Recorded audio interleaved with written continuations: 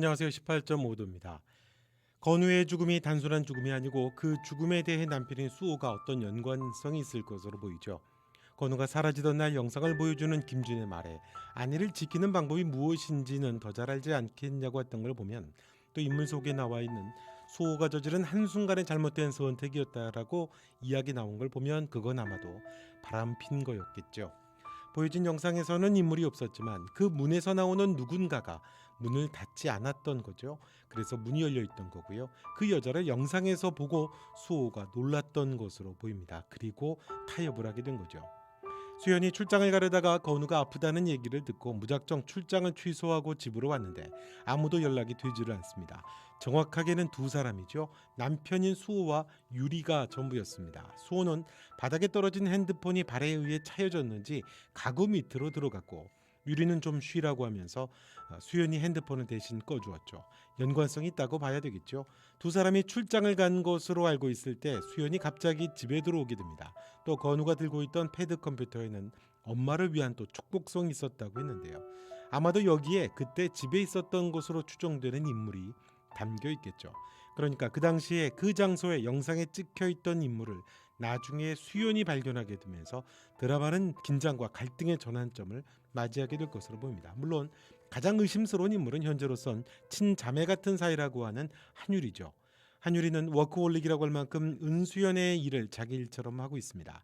어머니인 오고운도 자기 엄마처럼 돌보죠. 당연히 건우랑도 이모 조카 수준이 됐겠죠. 수호랑도 친분이 깊었을 거고요. 하지만 한유리는 수호를 형부라고 하지 않고 늘 수호씨라고 하는 호칭을 사용합니다. 그때 집에 있던 건 아마도 유리였다고 봐야겠죠. 급히 문을 열고 나가는데 나가는 유리를 보면서 자연스럽게 따라갔던 것, 건우가 따라갔던 것으로 보입니다. 앞집 여자가 잠시 문을 쳐다보고 있었던 것도 메시지가 될 수 있었을 것 같고요. 아직 시작이니까 어찌 될지 모르지만 가장 유력한 바람핀 상대로 의심이 됩니다. 그렇다면 이 드라마가 큰 상처에 대한 이야기라고 하면 수연의 진짜 상처는 아직 나타나지 않았던 거죠. 시작되지 않은 거죠. 아마도 선율은 자신의 부모를 그렇게 만든 장영자가 있는 교도소를 알았을 겁니다. 그리고 수연에 대해서도 알고 있었을 겁니다. 물론 아는 방식이 다르겠죠. 아이들 공연을 비밀로 찾아갔던 건 가해자인 장영자를 지켜보려고 했던 거고요. 분노와 절망으로 가해자를 지켜보고 있었겠지만 죄를 후회하고 죽어가는 장영자를 바라보는 건 선율에게는 힘든 일이겠죠. 게다가 죽었으니까요.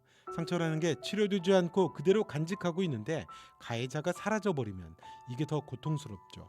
복수 외에는 상처를 치료할 방법에 대해서 잘 모르니까요. 김준이 말하는 막내는 아마도 선율을 말하는 거겠죠. 선율이 고아가 되면서 이런저런 험한 일과 정치적인 일에 개입이 되면서 수호를 감시하고 추적하는 일을 했던 게 아닌가 싶습니다. 김준이 지시하는 수호를 감시하는 일에 선율이 개입됐겠죠. 그렇게 보면 선율은 수호를 감시하는 중에 수연도 알고 있지 않았을까요? 그리고 그날 현장에서 나오는 인물을 찍었던 영상은 선율이 촬영했던 것으로 보입니다. 수연의 집에서 나오는 여자가 있었다는 것도 선율은 알고 있었겠죠. 아이를 상해하는 일까지는 할 수 없어서 권지웅이 건우를 다치게 하는 일을 맡았고요. 그리고 건우를 찾아서 헤매며 울부짖는 엄마 수연도 선율이 보고 있었을 겁니다. 사랑하는 사람을 잃었다는 공통점을 여기서 선율이 확인했을 것 같고요. 그래서 교도소에서 방문했을 때 선율은 수연을 알고 있는 것처럼 지켜봤었던 겁니다. 수연은 선율이 장영자의 방화로 살아남았고 그 깊은 상처를 가지고 살았던 아이라는 걸 알게 되겠죠. 그리고 장영자의 부탁대로 힘든 시간을 버텨왔을 선율에게 그 커다란 아픔과 잘 이별할 수 있도록 도와주려고 하겠죠. 벼랑 끝에서 아득바득 버티며 살았고 세상에 대해서는 증오뿐이 없었다는 선율이었는데요. 그런 선율의 마음에 조용하게 파문을 일으키는 게 바로 수연이 되겠죠. 같은 상처를 가진 인물이라고 했는데 그 과정을 지켜봤던 게 바로 선율이었기 때문이었을 겁니다. 선율은 알고 있는 거죠. 수연의 그 아픔을 지켜봤기 때문에 알고 있는 겁니다. 그리고 거기에는 수연이 몰랐던 비밀이 있었고 그것이 원인이었다는 걸 선율이 알고 있는 거니까요. 그 진실을 알아가는 과정에서 수연과 선율이 갈등하고 화해해가며 서로가 치료되는 과정으로 발전되겠죠. 두 사람이 연인이 되는 것은 좀 과한 설정일 것 같고요. 그렇게 회복돼가는 선율은 수호에게도 쫓기고 김준에게도 쫓기는 인물이 될 것으로 보입니다. 진실을 쫓으려고 하는 수호가 선율을 쫓고 또 자신의 사냥개였던 선율이 너무 많은 것을 알고 있다고 보기에 김준에게도 위협을 받지 않을까요? 수연은 건우는 잃었지만 선율은 지켜내려고 할 것으로 보이고요. 아마 이 드라마의 큰 줄기는 그렇게 가지 않을까. 저의 뇌피셜입니다.